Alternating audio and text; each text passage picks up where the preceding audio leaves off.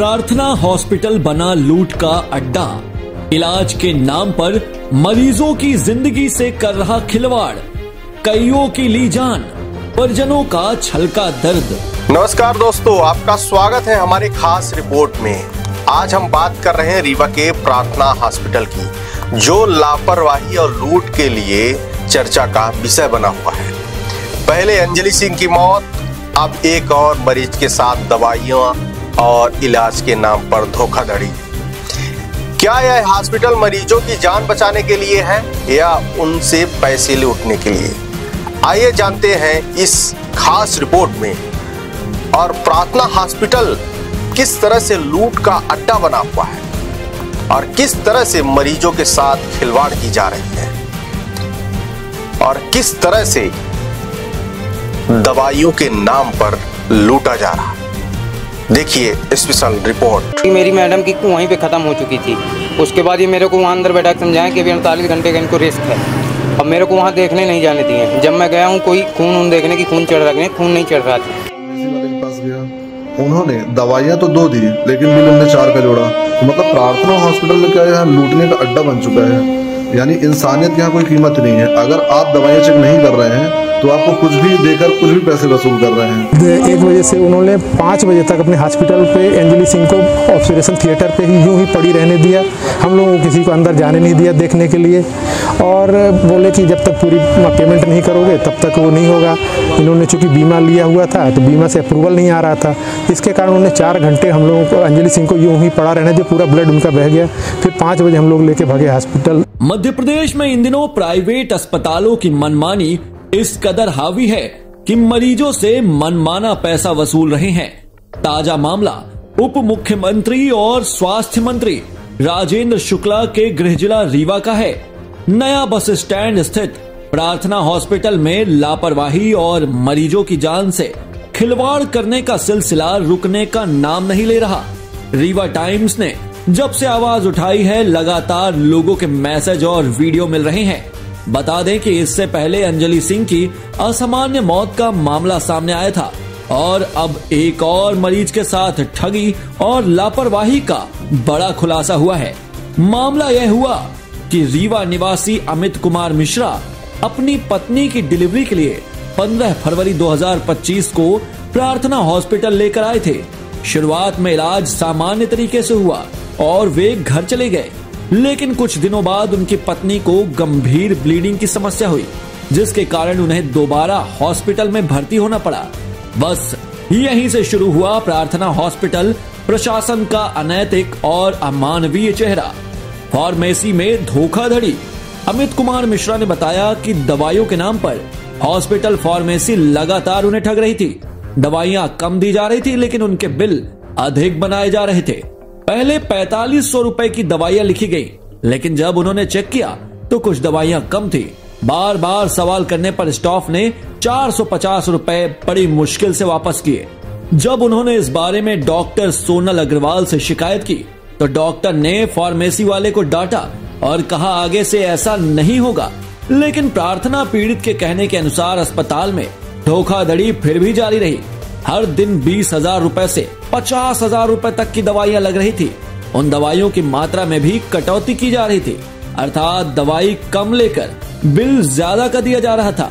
पीड़ित के बताए अनुसार बिल का विवरण इस प्रकार है: 4,000 रुपए प्रतिदिन प्राइवेट वार्ड चार्ज, 2,000 रुपए डॉक्टर विजिट, 500 रुपए नर्सिंग चार्ज और अन्य अनगिनत छिपे हुए चार्ज जिनका कोई स्पष्ट विवरण नहीं।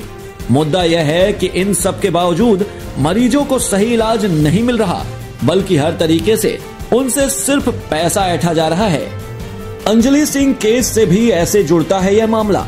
प्रार्थना हॉस्पिटल से जुड़ी एक मरीज अंजलि सिंह, जिनके परिजन के बताए अनुसार कुछ दिन पहले अस्पताल के लापरवाही पूर्वक रवैये के कारण मौत हुई। इसी मौत के मामले में अस्पताल चर्चा में आया था। अंजलि को जबरदस्ती भर्ती कराकर पैसे के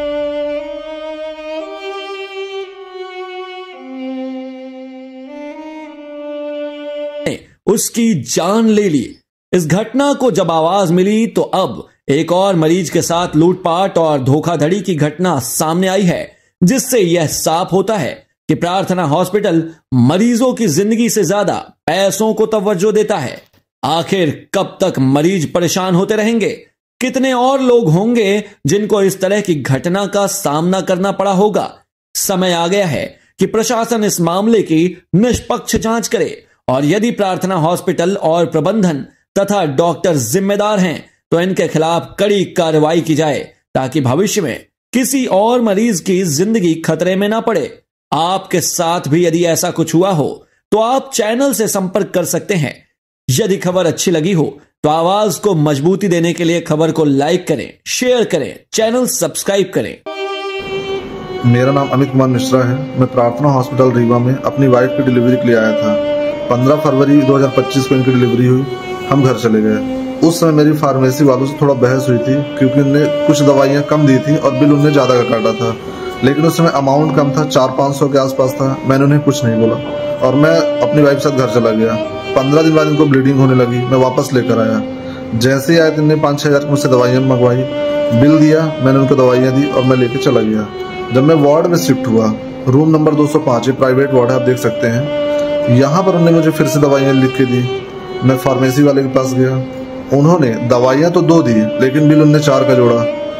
अब मैं चूँकि फ्री था, इनका इलाज हो चुका था, तो मैंने वहाँ पर दवाइयाँ अपनी चेक करी क्या इनने सही दी है। तो मैंने देखा कि इनने फिर से दवाइयाँ मुझे कम दी हैं और पैसे इनने ज़्यादा लिए हैं। इन्होंने 450 रुपये मुझे वापस किया। लड़ने झगड़ने के बाद मैं मैडम के पास गया, डॉक्टर सोना अग्रवाल के पास। उनने फार्मेसी वाले को बुलाया, उसको डांटा और बोला अगली बार से आपके साथ ऐसा नहीं होगा। मैं शाम को फिर से दवाइयाँ लेने गया, क्योंकि आप जानते हैं यहाँ दवाइयाँ लगती रहती है, कभी 4,000 कभी 5,000 की। दिन भर में कम से कम 20,000 की दवाइयाँ लग जाती हैं। कुछ पेशेंट्स ऐसे हैं जिनकी एक दिन में 50,000 से 1 लाख तक की दवाई लगती है। मैंने अपना बिल चेक किया तो मैंने फिर वीडियो रिकॉर्ड किया, क्योंकि इसमें आप देख सकते हैं सेकंड नंबर जो दवाई लिखी है इसकी क्वांटिटी 3 लिखी है, लेकिन मुझे सिर्फ 2 ही दवाइयाँ दी गई थी। अब जब मैंने उससे झगड़ा किया तो उसने मुझे फिर से दवाई, पैसे तो वापस नहीं किए, उसने दवाई एक और लिख दी और उनने ये बोला कि 3 ही दवाई लिख, जबकि पर्चे में 2 लिखी थी। पर्चा मेरे पास है, अगर मैं आपको चाहिए तो मैं दिखा दूंगा। उसमें 2 ही लिखी थी, इनने काट के उसको 3 कर दिया और बोला ऐसा ही चल रहा है यहाँ पर। मैंने इसकी शिकायत HR के पास करी। उनने बोला सर यहाँ तो ऐसे ही चलता है, अगर आपको इलाज नहीं करवा कहीं और जा सकते हैं। तो मैं ये जानना चाहता हूँ कि यहाँ पर एक तो प्राइवेट वार्ड का 4,000 रुपये है, डॉक्टर की विजिट का 2,000 रुपये है, नर्सिंग चार्ज है 500 रुपये और इंसेंटिव पता नहीं कौन कौन से चार्जेज जोड़ते रहते हैं। तो लगभग एक दिन का 10,000 रुपये खर्च हो रहा है। उसके बाद ये लोग दवाइयों में भी ऐसा कर रहे हैं। तो आदमी अगर बर्दाश्त करे तो कितना करे। गब्बर इज बैक जो मूवी आपने देखी है, सेम सभी जगह वही चल रहा है और रीवा में तो मुझे लगता है खास करके। तो रीवा में इसको जांच जरूर करवाना चाहिए। अगर आप चाहें तो मैं इसका बिल भी आपको भेज सकता हूँ। इसी तरह एक और पेशेंट के साथ किया। मैंने सोचा हो सकता है मेरे साथ बस ऐसा कर रहे हो। एक पेशेंट मेरे आगे दवाई ले रहा था, मैंने उससे पूछा कि भैया एक बार मैं आपकी दवाई चेक कर लेता हूँ। मैंने उसकी दवाई चेक करी, उसकी दवाइयाँ कम निकली। उसका वीडियो मैंने न्यूज वालों को दे दिया है, अगर आप चाहें तो देख सकते हैं। मतलब प्रार्थना हॉस्पिटल में क्या यहाँ लूटने का अड्डा बन चुका है।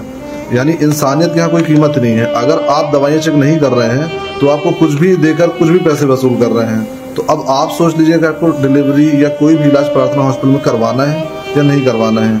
अगर आप चाहें तो मेरे पास सारे बिल रखे हुए हैं और ये भी मैं बता दूं कि अगर अभी मैं चेक करने लगूं तो जो दवाइयाँ पेशेंट को दी जाती हैं उनकी सारी डिटेल उनके पास कॉपी में होती है, लेकिन देते नहीं है किसी को। तो जो बिल मेरे पास है और जो दवाइयाँ पेशेंट के लिए यूज हुई हैं, अगर मैं उसको मिलाऊं तो मुझे लगता है कि मेरा कम से कम 10 से 15,000 रुपये और बच सकता है। लेकिन यहाँ पर कोई सुनने वाला नहीं है। तो अब आप सोच लीजिए कि आपको क्या करना है। कल ये लोग हमको अंदर रात में 2 बजे बैठा के अंदर समझाएं। बॉडी मेरी मैडम की वहीं पे ख़त्म हो चुकी थी। उसके बाद ये मेरे को वहाँ अंदर बैठा के समझाएं कि अभी 48 घंटे का इनको रिस्क है। अब मेरे को वहाँ देखने नहीं जाने दिए। जब मैं गया हूँ कोई खून देखने की, खून चढ़ रहा, खून नहीं चढ़ रहा था। उसी समय मैं अपनी मैडम के यहाँ सिर में हाथ रखा, ठंडी थी वो। मैं बार बार पूछ रहा था, मेरे उसके अलावा कोई नहीं था। ये लोग इतना टॉर्चर किए हैं कि मैं अब क्या बताऊँ। मैं इसको गाली देता था। नहीं बताएंगे वो। क्या नाम है आपका? सुजीत शर्मा। आपकी वाइफ? सुमन शर्मा। कल दिनांक को प्रार्थी अरुण सिंह बिसेर निवासी नई बस्ती पटरा के द्वारा एक आवेदन दिया गया है, जिसमें बताया गया है कि दिनांक 4 तारीख को उन्होंने उनकी बहू अंजलि सिंह को अस्पताल प्रार्थना हॉस्पिटल में जो प्रेगनेंट की अवस्था में थी उन्हें भर्ती करवाया गया था इलाज हेतु। जहां महिला चिकित्सक द्वारा उनका इलाज किया गया था, उनके द्वारा बताया गया कि महिला चिकित्सक के द्वारा इलाज में लापरवाही बरतने के दौरान उनकी मृत्यु हो गई है। इस संबंध में थाने पर आवेदन प्राप्त हुआ है, जिसकी जाँच की जा रही है। जाँच पश्चात वैधानिक कार्रवाई की जाएगी। कई आरोप लगे हैं, अभी तक जांच में क्या बातें सामने आई? क्या आप वास्तव में लापरवाही बरतता? चूँकि अभी हमको आवेदन तुरंत में प्राप्त हुआ है, हम लोग उसमें किस प्रकार का इलाज हुआ है, जो आवश्यक दस्तावेज है सभी प्राप्त करेंगे और इसमें एक्सपर्ट डॉक्टरों की जो टीम रहती है उनसे भी राय मशवरा और चर्चा करके जो भी वैधानिक कार्रवाई होगी उस पर कार्रवाई की जाएगी। सर, ऐसा भी कई शिकायती आवेदन प्रार्थना हॉस्पिटल के विरुद्ध आ चुके हैं, अब तक क्या कार्रवाई हुई? इससे पहले कुछ विहान हॉस्पिटल की शिकायतें भी प्राप्त हुई थी और आवेदन भी प्राप्त हुए थे, जिस संबंध में जाँच की जा रही है।